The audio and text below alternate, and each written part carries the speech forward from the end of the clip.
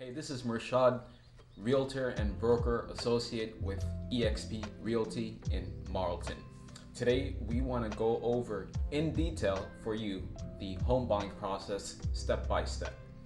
Home buying can be very confusing, complicated, and sometimes not very fun. Our job here today is to demystify and explain everything for you step by step so that you can be confident and comfortable moving forward and know you're making the right decision.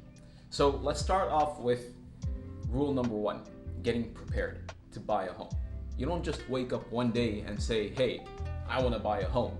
It's pretty much months of planning, weeks of thinking, and dialogue with your significant other until you finally come to the conclusion that, hey, I think it's ready for us to buy our home. So what is the first step in getting prepared to buy your home? Number one, and never forget, it's getting pre-approved. So let's talk a little bit about getting pre-approved. Rule number one is, or the most important point here, is you definitely want to get pre-approved with someone who is local. I've had countless situations where buyers put offers on our listings, or I work with buyers who are out of state and they want to work with a lender that was recommended to them that's out of state. And that's fine and dandy. But the reality is most of these out of state lenders are not familiar with what's important and what's needed to get the deal closed in New Jersey, Philadelphia, or wherever else you may be. So you definitely want to work with a local lender, someone who's reputable and someone that has a good standing, because that is going to help you get your offer accepted, right? So when you speak to a loan officer about completing your pre-approval application and that process, they're going to collect documentation from you and they're going to ask you for a bunch of stuff. Don't get overwhelmed. Take it one step at a time. And if the loan officer is good and they know what they're doing, they will help you each step of the way. So that's number one, getting pre-approved. So before we get into step number two, let's talk a little bit about why it's important to get pre-approved even before you start going out to see homes, right? Now, you may be going out to see homes during an open house or whatever the case, but the pre-approval is the most important first step, simply because if there is a property, a home that you like, imagine yourself, you walk into a home and you're walking around and you're just amazed, you're baffled, you're blown away. This is where I want to live. This is where I can see myself being. What are you going to do next? If you don't have a pre-approval, I'm sorry, you can't put in an offer. No matter how motivated you are, no matter how excited you are, the seller and the seller's agent don't care, because it's all about the money, all right? So you need to have the pre-approval in place in order for you to be prepared. So step number two, it's finding a local realtor who knows what they're doing. You want to work with someone who is experienced. Now, many of us will have friends who are realtors, and that's great. If you have someone you know, like, and trust, a friend, a family member who is a realtor, just do your due diligence and find out how long they've been in the game. Just find out how many recent transactions they've done and see if they have any reviews online. Now, if you find someone who's a friend or a family member who's got the experience, then you've got best of both worlds.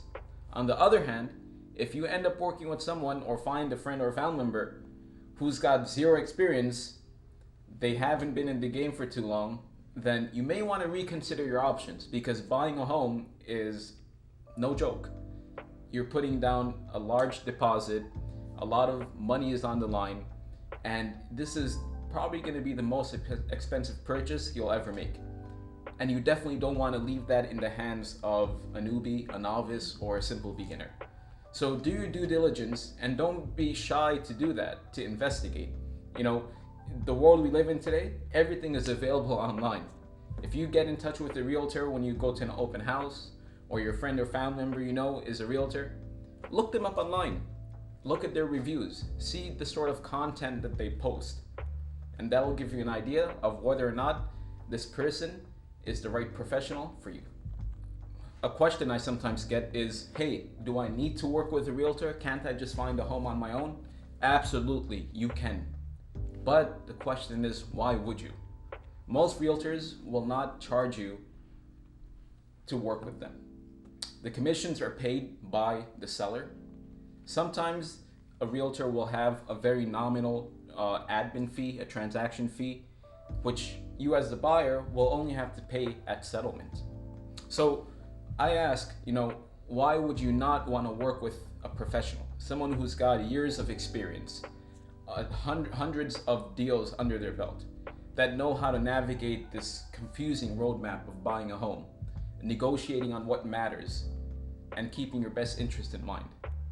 So you definitely want to work with a realtor, and I would actually recommend that, I would actually say not working with one is a disservice to yourself. So now we're going to move on to the next step, which is meeting up with your realtor of choice, sitting down with them, and having that consultation. So what exactly is it that we cover during our consultation? We go over a number of things. First, we look at your pre-approval, right? We communicate with your loan officer, your lender, and if you end up living in the South Jersey area or the Philadelphia area and you want to work with us, we have lenders that we know, we highly recommend, that have been tested and tried, and we know they get the job done. So we communicate with them, we get all the details of what's important for you, where you need to be as far as price is concerned, what your monthly payments need to look like, where the taxes need to be, especially if you're in Jersey, because the taxes are high here, right? So when we sit down for our buyer's consultation, we're going to be drawing the parameters of what types of homes we're going to be looking for, which areas, so on and so forth. Because buying a home is a matter of, it's a process of elimination. You don't want to just completely keep yourself open. You're going to go nuts. So you really want to have these parameters in place. You want to know exactly what you're looking for a home, what you're willing to compromise, what are your wants and needs, what areas are important for you, depending on school districts, depending on where you work, your commute time, so on and so forth. So we determine those parameters for you, right?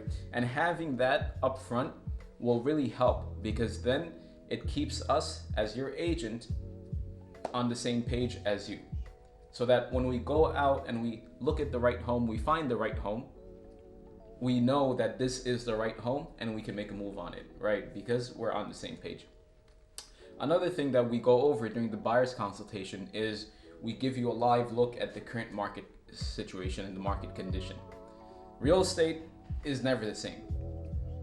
The market is not as it was 3 months ago, as it was 6 months ago, as it was 12 months ago. The market fluctuates and changes. And as a buyer, you want to be very well versed and educated regarding the current market conditions, so you can make an informed decision as to whether or not this is the right market for you. You may come to the conclusion that, hey, it may be better if we wait.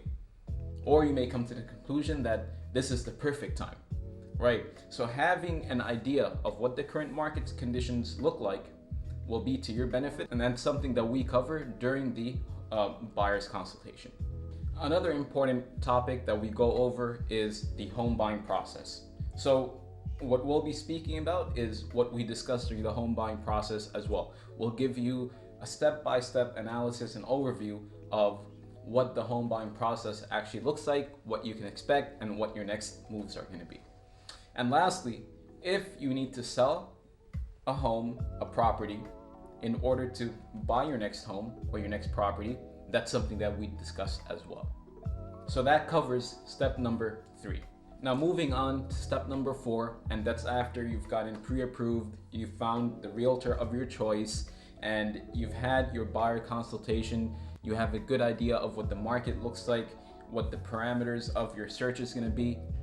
Then moving on to the next step, which is step number 4, we now start going out, and here's the fun part. We start going out and looking at homes. We start searching for homes, right? And the way we typically do this is, on one hand, as your agent, I'll set up automated listing alerts for you. So anytime a home that matches your criteria, the area, the square footage, the number of bedrooms and bathrooms, if you want a basement, so on and so forth, you'll automatically get notified of a new listing hitting the market. Along with that, I always and highly recommend all my clients that they search on their own as well. We give you access to our websites, our apps that are much better than other apps that are out there, such as Zillow, Realtor.com, because these are apps that are updated continuously. And searching on your own and working together is much better than just leaving it to your agent. We're professionals, we're here to help you, but only you know best what you want. So that's why we encourage all our clients that take time to also search around, because you may tell us that, hey, these are the parameters of what we're looking for, but at the same time, you may come across a property that just catches your eye and piques your interest, and you want to go see it. And that may be the home of your dreams. Now, when we go out to look at homes, exactly what are we looking for? You know, we may have a mental note, or if you want to write it down on a piece of paper, we know what our needs and wants are. We want to look at the location, because here's the thing. You can renovate the property, you can change the layout of the property, you can extend the property, you can do a lot of things with the building itself, but you cannot change the location. Now, once we go into the home as your trusted advisor, as your realtor, as your professional guide, my job is to not just look at the home to see if it's gonna be your next dream home, if it matches what you're looking for, but more so to kind of look around to see if there is any apparent, obvious issues that may arise during the home inspection. Because on one hand, the home inspector is definitely going to do their inspection and take a thorough look at the property, but with years of experience, we know what to look out for, and if we can avoid going through that process of doing the home inspection and the deal falling through, it's better to avoid it up front. So as we're walking around, you as the buyer, you guys go ahead, enjoy yourselves, walk through the property, look at the bedrooms, bathrooms, kitchen, whatever the case. Your agent will be walking around and somewhat inspecting the property. We're not home inspectors, but we've got a good idea. We'll check the windows. We'll check, if there's any cracks or structural issues. We'll look for mold and moisture in the basement. We'll take a visual look at the roof. And we'll keep all these things in mind, because you may fall in love with the property, but it's our job to set the expectations and advise you to the best of our knowledge to keep your interests in mind. Now, moving on to our next step, we found the perfect home. You're in love with it. It's gorgeous. It has everything you're looking for. So what's the next step? This is where your pre-approval is going to come in handy, because now we need to prepare to submit an offer. Now, keep in mind that depending on the market that we're in today, 2021, it's a crazy market. You may need to offer multiple offers. You may need to offer on 10 different properties till you win. Or if we rewind back in time and go back to 2018, you may just need one offer, and we can negotiate back and forth for an entire week without having to worry about someone else putting in a higher offer than ours. Whatever the case, when we're structuring your offer, this is where it matters who you work with. And I'll tell you this right now, it's not just about offering the highest price. That's irrelevant sometimes, right? So let's kind of deconstruct and go through what matters and how to structure your offer. So obviously, the first and foremost is how much you're offering. What is the sales price? The second important thing to keep in mind is the type of financing. Are you using cash? Are you going to be using conventional financing, FHA, VA? Whatever the case. When you're speaking to your lender, go through your options. If you're using financing, conventional, especially with a higher down payment, is always the best. Sellers don't really like FHA or VA in comparison to a solid conventional offer. On the other hand, if you're using cash, you know the saying, cash is king, right? However, keep in mind that just because cash is king doesn't mean you can offer 50,000 below asking. Not in this market. So that's the second thing we want to focus on.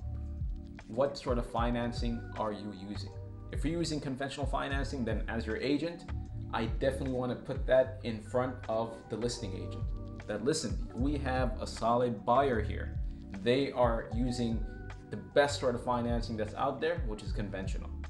They've been pre-approved. Their documents have been checked. Their bank statements, their pay stubs, work history, employment has been all verified. You're not going to have any issues with financing when it comes to working with my client. On the other hand, if for whatever reason you can't qualify for conventional and you're using FHA, at that point, as your agent, it's my job to build a good reputation financially for yourself to the other agent. So we spoke about the offer, the price. We spoke about the type of financing. The next thing we want to get into is the deposit, the security deposit. What exactly is a security deposit? It's essentially you showing the seller that, hey, I'm really serious and motivated about buying your home, and therefore I'm going to put this money down. That if I back out, you get to keep this money. Now, there are contingencies in place that will protect your deposit. So for whatever reason, if your financing doesn't get through, you've tried your best, but something happens, your financing doesn't go through, title doesn't come back clear, we can't come to an agreement with the home inspection. In all those instances, you will get your deposit back. However, the deposit is there to show the buyer and to show the seller, listen, I'm very serious and I'm not going to be flimsy and I'm not going to back out. So the higher the deposit, the better. The next thing to consider in your offer is the closing date. As your agent, one thing I like to do is always reach out to the sellers, to the listing agent, and find out, hey, what are you looking for as far as a closing date is concerned? Some sellers may be very, very rigid. They need a certain closing date. Other sellers may be flexible. So use that to your advantage. Most recently, one of my buyers' offers got accepted, not because they were offering the highest. In fact, there was another buyer that was offering 10,000 more than what we were offering. But the sellers accepted our offer because they were flexible with their closing date. So it's not always about the money. There's other factors in place. So we spoke about the price, we spoke about the deposit, the type of financing, the closing date. What else can we possibly talk about? Well, there's the home inspection, all right? I don't recommend ever to waive the right to do an inspection. However, depending on what the market conditions are, and if you're in a crazy market like this, it may be a good idea to tell the sellers, listen, we're gonna do our inspection, but it's gonna be for informational purposes only. We're not gonna ask you, we're not gonna nickel and dime you to make small repairs here and there. If you want, you can also set a limit, a threshold. You can say, listen, so long as the aggregate repairs don't exceed 15,000, 20,000, we're not gonna ask you for anything. After that 20,000 mark, after that 15,000 threshold, whatever the case, we want to keep things open for dialogue and negotiation, right? So you can structure it like that as well. Again, I don't recommend that you ever waive your home inspection, because what's the point of buying a home only to find out that it's a money pit, it's a lemon, right? That's never advisable. Another factor to consider when you're structuring your offer is the appraisal. If you're offering above asking, especially if it's way, way above asking, especially if you're offering a price that it's definitely not going to appraise for. What are you going to do when the appraisal comes back and it appraises low? So that's another thing that you want to put into your offer and structure accordingly. That, hey, I'm willing to make up the difference for the appraisal, or I want to keep that open to dialogue, or I'm willing to contribute a maximum of $10,000 or $15,000 or $20,000 towards the appraisal deficiency. And as your agent, when we are putting together your offer, the question I get all the time is, well, how much should I offer? And that goes back to how much extra money you've got at hand. That depends on how the property is priced, how long it's been on the market, what are the other properties in the neighborhood selling for. Based on all that information, I can come back to you and suggest, hey, if you offer this, this is the expected outcome. If you offer this, this is what we can expect. Now moving forward, once your offer has been accepted, congratulations. It's now time to sign our contracts.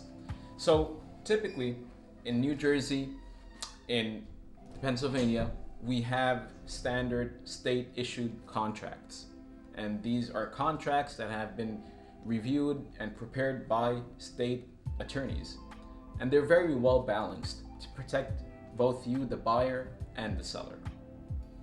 So we'll review these contracts in detail and we'll go through the nuances, the contingencies of these contracts. You can hire an attorney. In New Jersey, we have a 3-day attorney review period, which begins after everyone signed the contracts. During those 3 days for attorney review period, 3 business days, you as the buyer can take these contracts to an attorney. Keep in mind, make sure they're real estate attorneys and make sure they're local. All right? Otherwise, they can kill the deal, and we don't want that. All right, so you can take the contracts to an attorney and have him or her review the contracts and make certain modifications. And as we mentioned, that these are state approved contracts or state issued contracts. So the language is going to be kind of vague. The language is going to be intended to encompass all different situations. It may talk about having a well on the property. It may talk about having a cesspool on the property. It may talk about having oil tanks. And your property may not have any of these. But because they're state issued contracts, they want to try to encompass everything. And what the attorney can do is strike out all these things and make it very specific to what you're looking for. So once we have the contracts, we review it, you have the option, and it's an option to have an attorney review and modify and make certain changes. Once the contracts have been signed, our next step is to prepare a deposit, your security deposit. So whatever that security deposit that we had agreed to, this is the time where you want to make the security deposit and deliver it to where it needs to be. Now keep in mind that most companies, 9 out of 10 times, it's going to be a certified cashier's check. It can't be a personal check. All right, so please keep that in mind. Once you've made your deposit, once you have that, we move on to the next phase, which is actually the transaction. Right now, our focus is to get the deal to closing. So all this time, what we've been talking about is getting you to this position where you are under contract. It's a huge milestone. I know you're super happy, but don't celebrate just yet, because we still have a long 30, 45, 60 days until settlement, and there's a lot of things that could happen. So this is what we want to focus on now. Once we go under contract, we want to deliver the copy of the contracts immediately to your loan officer so that they can start doing what they need to do on their end. We want to order the title. And the purpose of the title is to ensure that you receive the property, the title of the property, free and clear of all previous and past judgments and liens. Right, that's important. Once we've ordered the title, once we've delivered the contracts to your lender, our next step is to schedule a home inspection, right?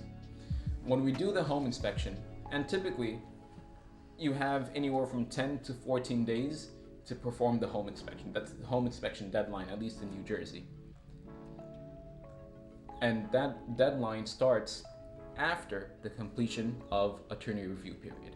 So attorney review period, 3 business days. After that, the home inspection period, 10 to 14 days, sometimes maybe a little bit longer, sometimes a little bit shorter, depending, right? Now, during the home inspection, what is it that you're going to order? You want to do a general home inspection where the home inspector comes, checks the windows, structure, foundation, chimney. They'll check the plumbing, electric, HVAC system. If you have a basement, it's highly recommended that you order a radon test. All right. If you have a pool, you definitely want to do a pool inspection as well. You also want to order a wood destroying insect inspection, a WDI, or as we like to call it, a termite inspection, because anything that eats wood is a termite, right? Including carpenter bees. But nevertheless, those are the three main inspections that you want to order: termite, general home inspection, and a radon test. So there's a wide variety, a number of different inspections that you can order, and your agent, your trusted professional, will guide you as to which inspections you want to order. So once the inspection has been completed, it probably takes about a day or two for the inspector to deliver the report. The report is going to be nice and detailed. Oh yeah, by the way, where exactly do you find these inspectors? More often than not, your agent will have a list of home inspectors that they've worked with in the past and that are great at what they do, and will provide you with that list of home inspectors and contacts, and you get to choose who you want to work with, right? But once we get the home inspection report, depending on what our agreement was, if it was an as-is sale, then we're not really asking for anything. On the other hand, if we came to this agreement that we're not buying the home in as-is and that we are going to be asking the seller for repairs, this is where we would get together and review the summary of the home inspection report, get an idea of what the issues are, what the problems are, and figure out a way of how we can make this work, right? Now, sometimes you're going to come across a huge surprise. Sometimes the property is not what you expected, and there are major issues. At that point, you may want to take a step back and reconsider whether or not this is the right property for you. But here's the most important thing when you're reviewing the home inspection. Understand that if you're a first-time home buyer, or even you're buying your second home after many years, reviewing a home inspection report can be daunting, because you walk into a property and you're like, I love this home, and then you get back this inspection report, 90 pages with 200 different things, and you feel like this property is about to collapse. The reality is, even when it comes to new construction properties, there are going to be defects, there are going to be problems. It's the home inspector's job to find defects and problems. So don't get overwhelmed. So certain things you can overlook, certain things can definitely be repaired, while other things you need to be cautious of. And that's where, as your agent, as your trusted advisor, we'll come in and provide you with the necessary information for you to make an educated decision. Once we're done with the home inspection, simultaneously, your lender, your loan officer, will be communicating and working with you. They may want to send out the appraiser. Sometimes they'll hold off on sending out the appraiser until the inspection is done, sometimes before. It just depends, right? It depends on the situation. So your loan officer is going to send out the appraiser. Appraiser is going to go out, and appraiser's job is to determine the value of the property based on recent sales in that development in the neighborhood. Now, there could be a number of situations that take place after the appraisal report comes back. The property could appraise for higher than the sales price, nothing to worry about. The property can appraise at sales price, nothing to worry about. Where it gets kind of tricky is if the property appraises for less than the sales price. That's where we need to go back to the contracts and our offer and see exactly what we had agreed to. If we agreed to make up the difference, then we're going to have to make up the difference. That's what we agreed to. If we agreed that we're going to leave it up to negotiating and dialogue, then that's what we're going to do. On the other hand, if we agreed that, hey, we're going to pay or contribute a certain amount of money towards the appraisal deficiency, then so be it, right? So We just need to go back and look at the look back in our agreement of sale and see exactly how we need to proceed. So by now, we've been under contract for at least 25 days. We've completed the appraisal, we've completed the home inspection, and we've completed the title search. You've got your title commitment, you've got hopefully your mortgage commitment letter. What do we do now? Now we prepare for settlement. Before settlement, there may be a few other things that your lender may need you to do, such as order home insurance, homeowners insurance. They may want to collect your most recent bank statements and pay stubs, verify your employment, you're still employed. So they want to do some last minute things. On our end, we want to go for the pre-settlement walkthrough, the final walkthrough. And this is where, right before the settlement, we go back to the property and we want to walk through the property and we want to ensure that the seller has removed all their belongings. They've cleaned up the place for you. They haven't left the place, messy and dirty. We want to ensure that there's no new damages that occurred, right, as they're moving. A wall isn't broken or the kitchen sink isn't missing. And if we had agreed to repairs, this may be a good time to call your inspector and have him come back out and check the repairs that they were supposed to make to ensure that they were done correctly. Now, once the final walkthrough is over, congratulations, we are now headed to the title office or our office, wherever, for settlement. Now, what exactly takes place during the closing? Nothing really, other than you having to sign 200 pages of paperwork and uncomfortable small talk with other people, right? So that's really what happens in closing. Now, there are sometimes complications that arise at closing if the lender hasn't funded the transaction in time, or title issues arise, or home inspection issues arise. But for the most part, if we do our job correctly and we make the right moves and prepare accordingly, then the closing will be nice and smooth.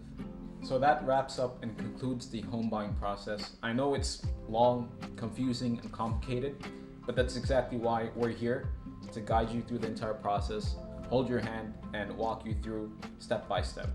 And I promise you, as stressful as it can be, at the end, you're going to be so happy that you've made the decision to buy and invest in your own home and in yourself.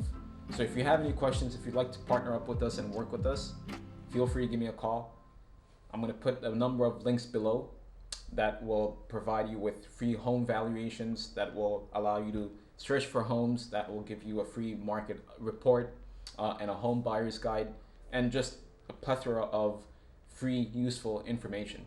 So be sure to check below and click on those links, and my information is there as well. If you have any questions, concerns, please don't hesitate to reach out to me, and I'll see you guys soon.